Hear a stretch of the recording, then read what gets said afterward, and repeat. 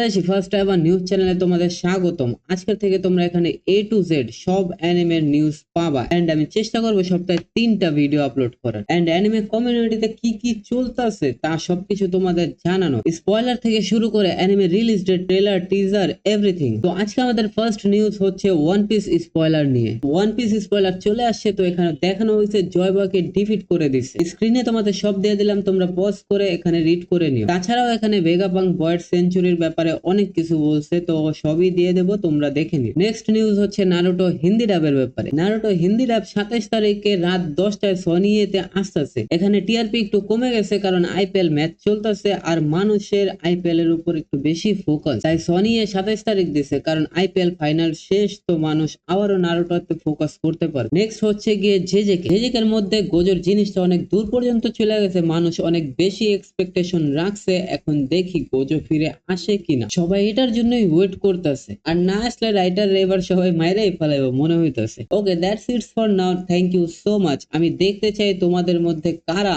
আমার first 100 subscriber হও, তাদের আমি মনে রাখবো, কারণ স্টার্টিং এ যারা থাকে তাদেরই সবাই মনে রাখে।